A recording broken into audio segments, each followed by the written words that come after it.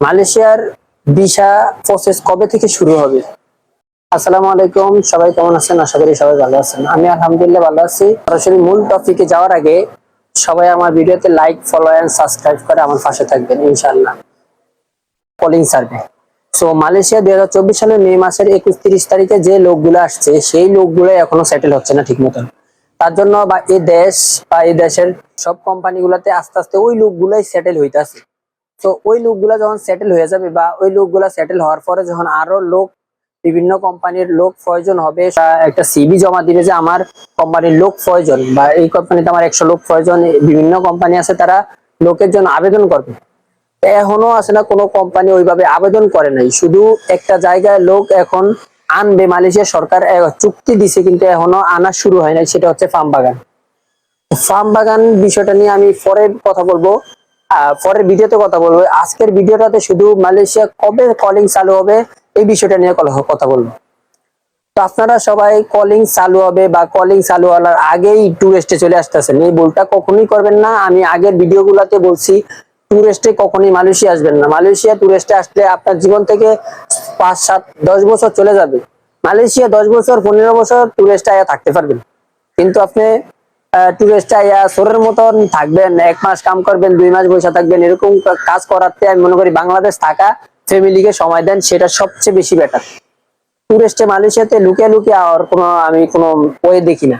টুরিস্টে মালয়েশিয়াতে লুকিয়ে আর কোনো প্রয়োজন আমি মনে করি না। আপনি যদি টুরিস্টেই কোনো দেশে যাইতে মন চায় তাহলে লন্ডন, ইতালি চলে যান টুরিস্টে গেলে। বলে আমি ওই জায়গায় পার্মানেন্ট হয়ে যাবো, তো মালয়েশিয়াতে না, মিডল ইস্টের কোনো দেশেই টুরিস্টে যায় থাকেন, মানে কাজ করার চিন্তা ভাবনা টুরিস্টে যায় আর আপনার কোনো মানে জীবন থেকে এমনিতে 8-10টা বছর চলে যাবে। 1 মাস কাজ করবেন, 2 মাস বসে থাকবেন, এরকম ভাবে। কারণ টুরিস্টে যারা আসে তারা তো 2 মাস 2.5 মাস যাওয়ার পরে তারা অবৈধ হয়ে যায়। তারপরে তাদের ভিসার কোনো পাসপোর্ট থাকে না, তাদের কোনো কাগজপত্র থাকে না। তো তারা ওই প্রয়োজনীয় ডকুমেন্টস গুলো না দিতে পারলে কোনো কোম্পানি তাদেরকে কাজে নেয় না। এই বিষয়টা আমরা সবাই জানি না, আমরা সবাই জানতে হবে। আপনার 2.5 মাস পরে আপনি কোনো ডকুমেন্টস দিতে পারবেন না, আপনি শুধু একটা পাসপোর্ট দিতে পারবেন। আপনার পাসপোর্টটা কি লাভ? আপনার পাসপোর্ট যদি ভিসা না থাকে, একটা পাসপোর্ট দিছি, আমার পাসপোর্টে যদি ভিসাই না থাকে, আমার এই পাসপোর্টটা কি লাভ?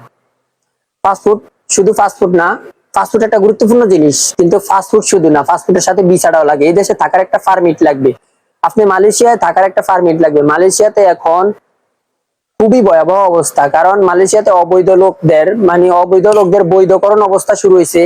মানে 2025 সালে তারা মালয়েশিয়াতে 75% থেকে 80% লোকই বৈধকরণের উদ্যোগ নিছে।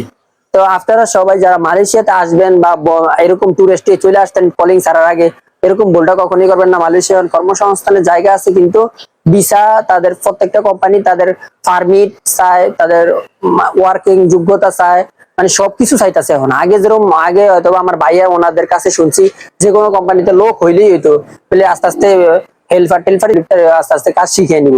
আগে যারা ছিল আমার ভাইরা, ওনারা বলছে আগে কোম্পানিতে কাজ শিখার জন্য একটা দিত, কিন্তু সময় দিত বা কাজ শিখার একটা ছিল, পসিবিলিটি ছিল। এখন কিন্তু কোম্পানিরা দিচ্ছে না। এখন কোম্পানি চাইতেছে কাজ শিখি না লোক, ডাইরেক্ট আমি কোম্পানিতে ঢুকাম, মানে কাজ শিক্ষা আসলে। আমি মনে করবো যে আপনারা যে 2-3 বছর টুরিস্টে আইসা এরকম বং বাং তালিবালি না করে এদিকে এদিকে মানে চুরি করে কোনো দেশে থাকাচ্ছে, আমি মনে করি কাজ শিখে কলিং এ আসবেন ইনশাল্লাহ। কাজ ওকে, কাজ শিখছেন, কাজ পারেন, সব জায়গায় কাজ আছে। কাজ পারেন না, কাজ আছে। কাজ না পারলেও যদি কলিং এ আসেন, কাজ আছে, কিন্তু কলিং এ আসতে হবে। কলিং বা ভিসা, আপনি কলিং এ আসেন বা ওয়ার্ক পারমিট বিষয়ে আসেন। ওয়ার্ক পারমিট হলো যে কোনো দেশের একটা ওয়ার্ক, মানে কাজের জন্য একটা পারমিট, কাজের জন্য একটা অনুমতি পত্র। এই অনুমতি পত্রটা আপনার অবশ্যই প্রয়োজন। ইনশাআল্লাহ আজকে এখানে বিদায় নিচ্ছি। আমার পাশে থাকবেন, like, comment, follow and subscribe.